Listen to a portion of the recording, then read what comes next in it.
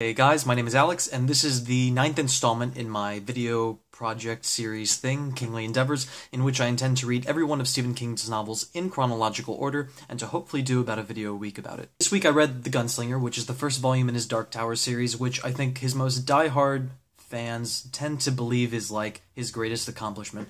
As of now, obviously I'm only on the first volume, but it's kind of a disappointment. I should mention that, first of all, I'm not a big fan of sci-fi and fantasy. I never read it. The few efforts that I've made toward reading a novel in either of those genres I tend to just give up. Something about radically unfamiliar names and totally unfamiliar terrains is just super disorienting. I didn't mean for that to rhyme. And I realize, I've learned particularly while reading Kurt Vonnegut, that all sci-fi and fantasy is really meant to be a metaphor for the real world, but I don't know, I tend to just prefer books and movies that are set in the real world. Perhaps equally influential upon my disdain for the book is the fact that this is my third effort to read it. In the past, I've picked up this book over the course of like 7 or 8 years, gotten to a section toward the middle of the book where it's a flashback toward the gunslinger's days as a young man in a certain kind of weird fantasy preparatory school. That part to me was where the fantasy element, or I don't know, just the other world element just got too overwhelming, and I was so thrown off track and I just gave up.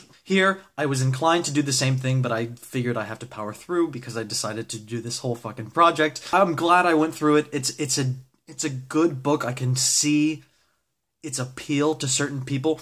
One of the things it actually reminded me of is The Wire. When I was a senior in high school, by then The Wire had already run its course, all 5 seasons on HBO. But I had this photography teacher, though, who was a bit of a curmudgeon, never really liked to talk to anybody. He was beloved by some students, just abhorred by others because he seemed so unapproachable. I tried making jokes with him all the time, tried to engage him in conversation, and he wouldn't talk about anything. And one day, I saw this kind of window into his psyche, and he was like, you know, you might enjoy The Wire. I really like The Wire. This was way back in the days where Netflix only mailed you DVDs. So, tediously, over the course of a few weeks, I watched the entirety of The Wire. And yeah, it lives up to its reputation of being like one of the greatest shows on TV, whatever. I happen to think that The Sopranos is the greatest show that HBO ever aired, but so be it. Yeah, because I was so desperate to capture that teacher's attention, I really had to power through the first 2 seasons of The Wire, which, if memory serves, were just unbearably boring. Granted, I was 17 or 18 when I watched them, so I might have had a slightly shorter attention span, but nonetheless, that's kind of what I'm feeling about The Gunslinger. As I mentioned, The Dark Tower has this enormous reputation among his followers as his masterpiece. I think even he considers it his masterpiece.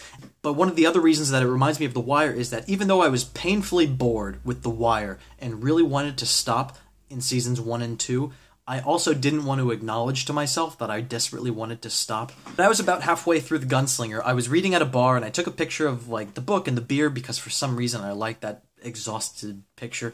And I put it on Twitter, and Conrad from Just a Dust Jacket sent me a tweet saying that he fucking hated this book. I don't think he went on with the rest of the series. But shortly after he sent me that tweet, another booktuber, I'm only gonna fuck up the pronunciation of her name. I think it's Christina de Vries or Christina de Vries. Either way, I'll post links to both of their channels in the description. She sent me a text saying that she loved the book and totally sparked her interest and propelled her through the rest of the series.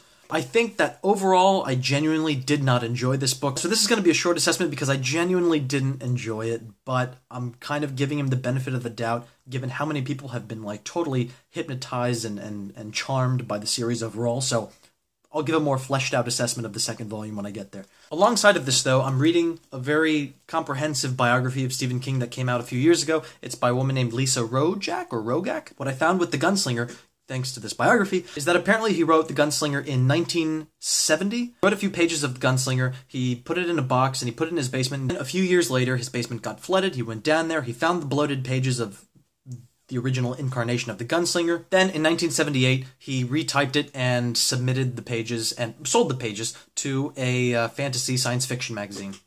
Then, in 1982, 4 years after its original appearance in a small magazine, Pet Sematary comes out. In the beginning of all of his books, I think with most writers, there's that page that lists their previous publications. Suddenly, when Pet Sematary came out, people saw this title, The Gunslinger, 2 books back, before Christine, that they'd never heard of. So suddenly Stephen King's office was inundated with all these requests for the book that nobody had ever heard of, The Gunslinger. And so then, shortly thereafter, it came out in wide release, and he pursued the series. I didn't finish yesterday's video because I figured that later in the day I would straighten out something about dates, but then I never got around to it. The thing I was hoping to clarify is that for pretty much the entirety of March, I'm going to be reading It, or for at least 2 weeks. Last week, I bought 2 copies and I mailed them out to 2 random followers on Twitter who expressed an interest in reading it. Now, planning to start reading it on the last day of February, which I believe is a Monday, the 29th.